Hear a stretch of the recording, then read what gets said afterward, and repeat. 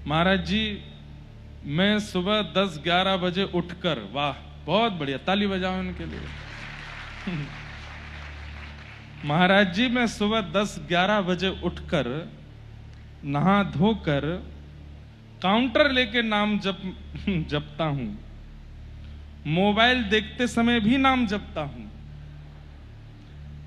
बाहर दोस्तों के साथ डेली नाम जपता हूं। राधा रानी की कृपा से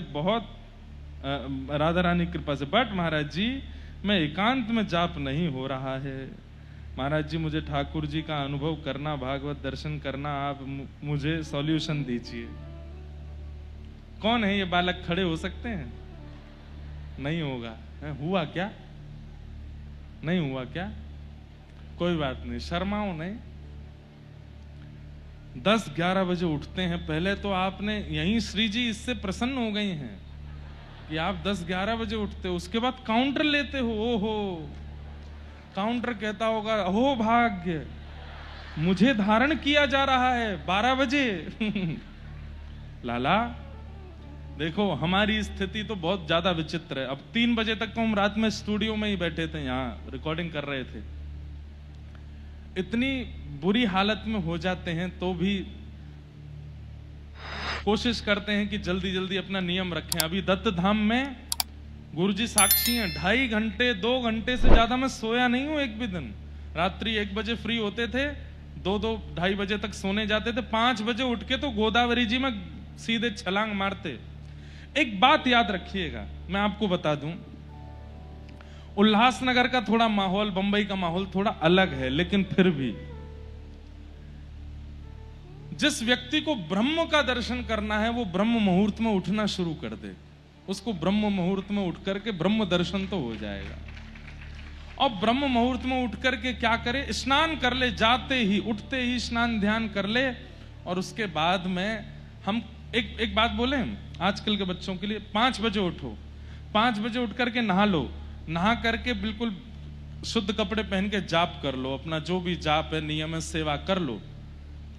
6-6:30 बजे फिर सो जाओ, फिर से सो जाओ, अपना सब नियम आदि करके सो जाओ, और फिर 8-9 बजे आराम से उठ जाओ।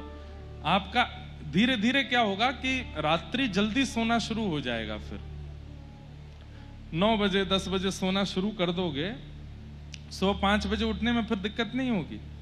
वास्तव में ये जो लाला कह रहा है कि मुझे ठाकुर जी का अनुभव करना है, तो उसके लिए जल्दी सोना और जल्दी उठना शुरू कर दो। और ये जो जप का क्रम है ना, ये थोड़ा जल्दी शुरू करो। सुबह सुबह उठ करके ध्यान लगाना प्रारंभ करोगे। अब क्या होता है कि जैसे बहुत एक आधुनिक तरीके से समझना, बहुत बड़ा मेला लगा, साथ में 1-2 लाख लोग आ गए, तो क्या होता है कि मोबाइल में सिग्नल आने बंद हो जाते हैं। क्यों? उस सिग्नल जो है वो क्लैश हो जाते हैं आपस में, और वहां इंटरनेट भी नहीं चलता, फोन भी नहीं हो पाता। क्यों? एक साथ 1-2 लाख लोग पहुंच गए एक जगह पर। ठीक वैसे ही क्या होता है, 6-7 बजे के बाद दुनिया उठनी शुरू हो जाती है, पूरा भारत उठ जाता है। और उसके बाद में जैसे ही भारत उठता है, उसके बाद आप नाम जप करने बैठते हो तो सिग्नल नहीं पहुंचता ठाकुर जी तक, वो कहीं ना कहीं क्लैश होता रहता है, और फिर वो उससे पूर्ण रूपेण संबंध संपर्क नहीं बन पाता।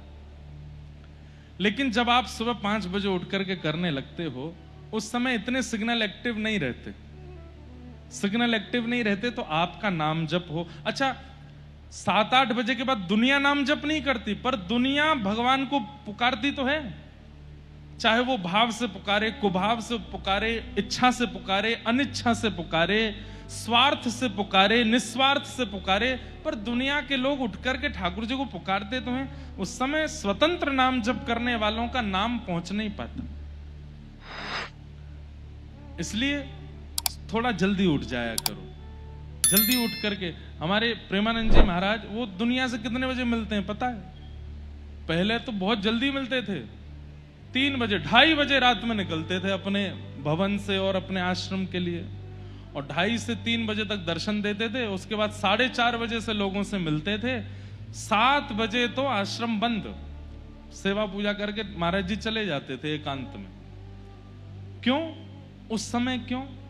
वो ब्रह्म मुहूर्त है, उसी समय पर भगवत आराधन में बहुत मन लगता है। करके तो देखो एक बार। अब दिन में क्या होता है, राक्षसों का भी समय होता है, दैत्यों का भी समय होता है। जब उस समय में आप भगवत आराधना आदि प्रारंभ करते हैं तो उतना मन नहीं लग पाता, इसलिए ब्रह्म मुहूर्त को चुनो। ठीक है, अभी कथा छुट्टी है क्योंकि कथा ही 10 बजे तक चलती है। बाकी उसके बाद नियम बनाओ कि जल्दी सो जाओ, 10-11 बजे सो जाओ, सुबह उठो। अब हमारे वसंत शाह दरबार में तो यहाँ तो रात के राजा हैं, यहाँ तो रात में ही चलता है सब। 11-12 बजे तो यहाँ दिन होता है और पूरी रात महाराज आनंद चलता है, सुबह तक चलता है।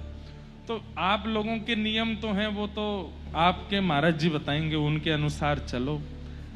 उसमें भी ब्रह्म मुहूर्त तो आ ही जाता है। 5-6 बजे ठाकुर जी सब अपने आचार्यों को प्रणाम करके आप सोने चले जाते हो, अच्छा है वो भी। लेकिन जो वैष्णव भक्ति कर रहे हैं उन लोगों को चाहिए सुबह जल्दी उठ करके भगवत आराधन करो।